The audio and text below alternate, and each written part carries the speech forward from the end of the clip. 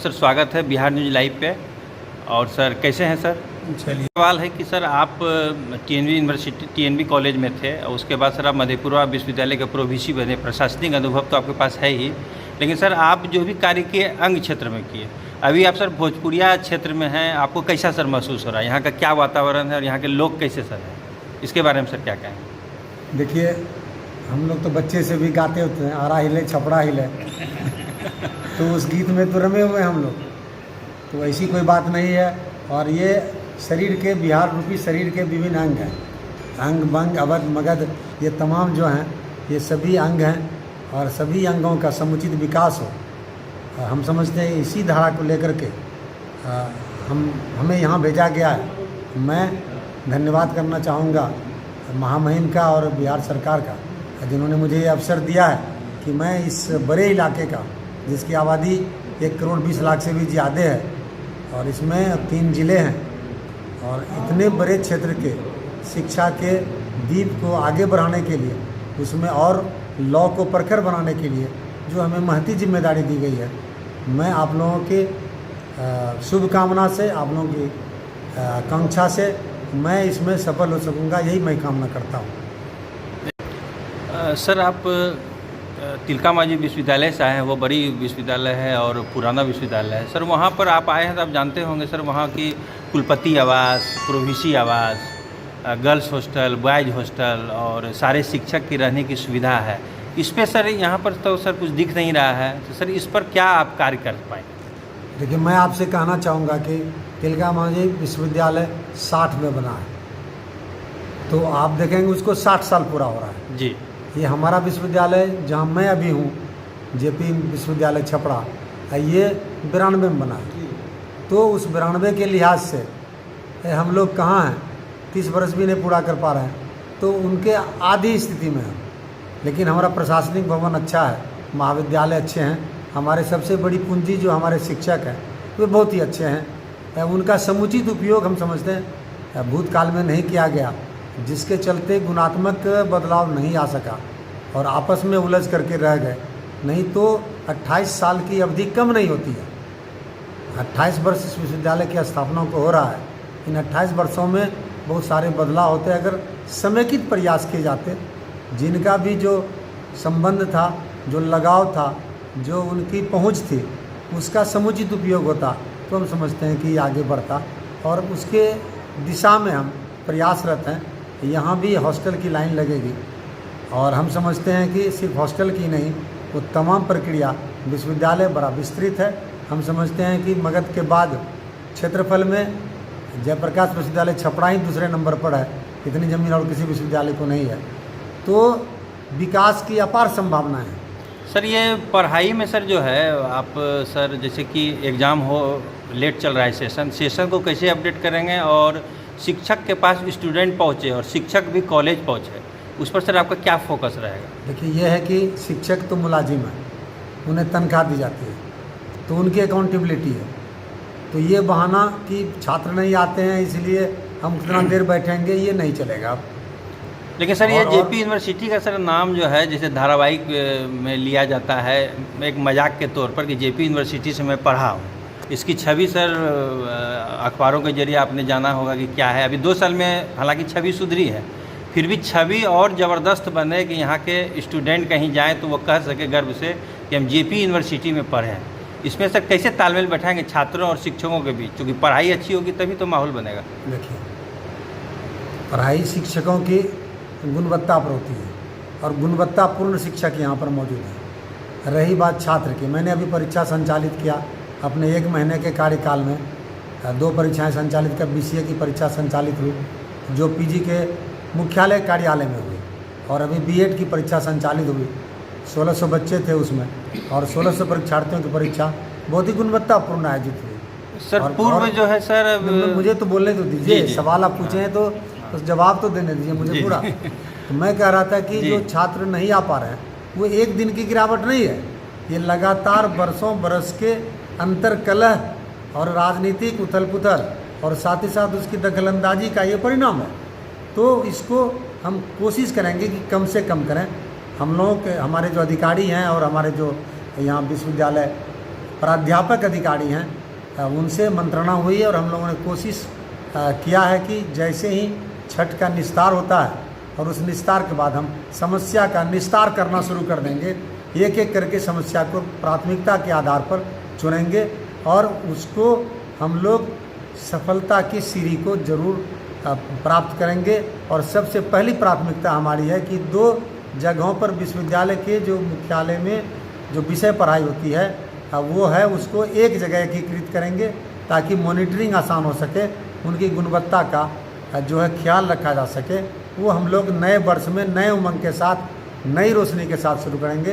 ये हमारा पहला प्रयास होगा और उसके लिए हम लोग कार्यरत हैं। दूसरी बात, जहाँ तक हुई सत्र के नियमितीकरण का, तो जो कुछ परीक्षाएं अभी राजभवन में हम लोगों ने निवेदन किया है कि कुछ परीक्षा में कोर्ट ने भी कहा है कि आप फाइनल ईयर की परीक्षा को तो आपको लेना होगा, बीच की परीक्षाओं को आप प्रमोशन दे सकते हैं।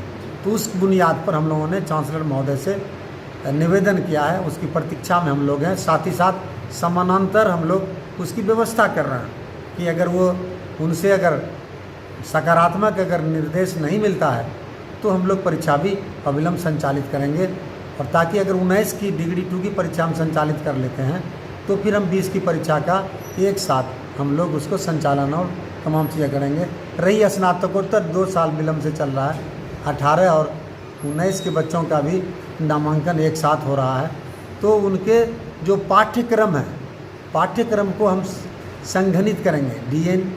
डीन ऑफ फैकल्टी ने इस मुद्दे को गंभीरता से लिया और उन्होंने सहमति भी जताई है कि हम लोग कंडेंस्ड सिलेबस करेंगे और कंडेंस्ड सिलेबस पर आकर के उन्हीं पाठ्यक्रम से परीक्षा संचालित करेंगे ताकि ये पूर्ण हो सके और एक कालबद्ध तरीके से परीक्षा का संचालन हो। साथ ही साथ उसके परीक्षा संचालन और परिणाम के घोषणा में अंतराल लंबा नहीं हो। 30 दिन के अंदर हम लोग उसको संपादित करेंगे। हमारी बीएड की परीक्षा 15 तारीख से शुरू हुई है और ये कल ख़त्म हुई है और हम समझते हैं कि हम लोग 10 दिन के अंदर उसका रिजल्ट दे देंगे। हम लोग पूरी तैयारी है और आधे हमारे उसके परिणाम आ चुके हैं। ये हमारी कार्यशैली है। हम आशा करते हैं, जहाँ तक आपने कहा छात्र नहीं आते हैं, अभी छात्र संघ के कुछ साथी आए थे, मैंने उनसे कहा कि चलो महाविद्यालय की ओर, चलो कक्षा की ओर अभियान आपको चलाना पड़ेगा। मैं राजनीतिक दल से जुड़े हुए तमाम छात्र संगठनों को, चाहे किसी भी दल से रहें, हमको दल के से परे बात करनी है, छात्र हित की बात करनी है। क्योंकि वो छात्र नेता हैं, दल से एफिलिएशन है, उसके बावजूद भी हम सबों को बुलाएंगे और उन्हीं से सुनेंगे कि छात्र हमारे कक्षा में कैसे आए और कक्षा में उनकी उपस्थिति हो और फिर उनकी उपस्थिति होगी तो पठन पाठन सुदृढ़ होगा। ये आपको दिखने लगेगा छठ के बाद से। थे उन्होंने जो सर आपका फीडबैक आ रहा है कि आप छात्र हित के लिए सोच रहे हैं, कार्य कर रहे हैं और आपकी इंटरव्यू से लग भी रहा है, तो सर जो भी एग्ज़ाम हो रहा था वो सर जिला स्तर पे संचालित हो रहा था छात्र के कठिनाइयों को देखकर, तो सर इस परिपाटी को आप शुरू करेंगे या इसको सर हेडक्वार्टर में लेंगे? देखिए, उसमें है क्या कि क्वालिटी ऑफ एग्जामिनेशन का एक गाइडलाइन आया हुआ है कि आप उसको कैसे संचालित करेंगे, कितने बच्चों को एक ड्यूअल डेस्क में बैठाएंगे। जब कोविड नहीं था तब भी आया हुआ था, जब कोविड आया तो उसमें और भी उसमें गंभीरता से उस पर विचार किया जाने लगा। तो उस सहूलियत को देखते हुए जो स्नातकोत्तर स्तर की परीक्षाएं हैं तो वो परीक्षाएं अमूमन विश्वविद्यालय स्तर पर होने चाहिए। जो पोस्ट डिग्री लेवल की परीक्षाएं हैं, मतलब बीए, बीएससी, बीकॉम से ऊपर की जो परीक्षाएं, चाहे वो बीएड हो या चाहे वो एमएड हो या चाहे एलएलबी हो या चाहे वो स्नातकोत्तर की परीक्षाएं हों, तो इन परीक्षाओं का संचालन मुख्यालय स्तर से होना चाहिए ताकि एकरूपता बनी हुई रहे। ये हम लोगों की धारणा है और उसी कड़ी के तहत हम लोगों ने बीएड की परीक्षा को मुख्यालय में संचालित किया और बहुत ही सफलतापूर्वक परीक्षा संचालित हुई। सहयोग के लिए हम उन महाविद्यालयों का, उन परीक्षार्थियों का भी हम आभार व्यक्त करते हैं कि उन्होंने हमारी मंशा को साकार किया। जो आप कठिनाई को हम देखेंगे कि पहुँच पद क्या है, छात्राओं के साथ अगर कठिनाई है तो हम लोग, चूँकि पूरे देश में भी ये प्रक्रिया है कि बेटी पढ़ाओ बेटी बढ़ाओ, तो उसको ध्यान में रखते हुए हम लोग विचार कर सकते हैं कि छात्राओं के साथ परेशानी नहीं हो तो उसको हम लोग इंटर डिस्ट्रिक्ट ना करके कुछ ये विचार कर सकते हैं। लेकिन वो प्रिंसिपल जो है वो वो समय और समस्या को देखते हुए वो किया जाएगा। सर एक सवाल और है कि सर शोध से रिलेटेड है कि सर शोध का जो यहाँ प्री पीएचडी टेस्ट होता है वो पिछले 4 वर्षों से संचालित नहीं हुआ है, और जो कि शोध जो है उसके बाद जो है स्टूडेंट जो है शोध का फॉर्म भर नहीं पा रहे हैं, तो सर उसको कितना जल्द आप सर वो प्री पीएचडी टेस्ट लेने की सर? पहले जो शोध में नामांकन के लिए पीआरटी हुआ करता था, उसको बोलते थे प्री रजिस्ट्रेशन टेस्ट जी। अब वो 18 से बदल करके हो गया पैट, पीएचडी एडमिशन टेस्ट जी। तो कई विश्वविद्यालय ने, जहाँ मैं पीवीसी था बीएनएमयू में, तो विश्वविद्यालय 13 विश्वविद्यालयों में सबसे अग्रणी रहा कि पैट 18 अप्रैल में करा करके एडमिशन करा करके सबका रजिस्ट्रेशन करा लिया। दूसरे कई विश्वविद्यालय नहीं करा सके और हमारा छपरा भी इसमें पिछड़ गया। तो अब तो हमको पैट 21 कराना होगा, इसलिए कि 20 तो ख़त्म हो रहा है। तो उसमें हमारे जो शोध के जो हमारे अधिकारी हैं, शोध से संबंधित पीएचडी सेल के जो हमारे प्राध्यापक पदाधिकारी हैं, उनसे कहा गया है कि तमाम शिक्षकों से जो शोध के लिए एलिजिबल हैं, आपको मालूम होगा कि असिस्टेंट प्रोफेसर 4 स्टूडेंट रख सकते हैं, एसोसिएट 6 स्टूडेंट रख सकते हैं और प्रोफेसर 8 स्टूडेंट रख सकते हैं। तो उनसे सूची मांगी गई है कि कितने लोगों ने अपनी थीसिस जमा कर दी, कितना ने पीएचडी प्राप्त कर लिया। तो जो वैकेंसी बची हुई उसको समेकित करके हम लोग पैट 21 हम समझते हैं कि मैट्रिक और इंटर बोर्ड के परीक्षा के आसपास में, चूँकि हमारा एग्जामिनेशन हॉल बन रहा है और एग्जामिनेशन हॉल में परीक्षा संचालित करने में हमें कोई समस्या नहीं होगी। और शीघ्र ही अगर आप भी उसमें आवेदक हैं तो आपको आमंत्रण है, आप अभी से उसकी पढ़ाई शुरू करें। अब पैट 21 जेपीयू के लिए, और वो हम समझते हैं बसंत ऋतु में हम नए बसंत के फूल खिलाएंगे और पैट 21 आयोजित करने में हमारे कंट्रोलर साहब भूमिका निभाएंगे, हमारे पीएचडी सेल के जो साथी हैं वो भूमिका निभाएंगे। मैं आपके इस चिंता के लिए मैं आपको बधाई देता हूं कि आपने हमारे लिए बहुत सारे टास्क तय किए हैं, और उम्मीद करते हैं जब ये सब टास्क संचालित हो जाए तो एक बार पुनः आप आएँ, और जो धूमिल छवि हमारी हुई है तो हम आईना को साफ़ करने के बजाय अपने चेहरे को साफ़ करेंगे तो आईना आपसे आप साफ़ हो जाएगा। तो यही कोशिश हमारी है, और हमारी कोशिश है कि सूरत बदलनी चाहिए। हंगामा खड़ा करना मेरा मकसद नहीं है, कोशिश है कि ये सूरत बदलनी चाहिए।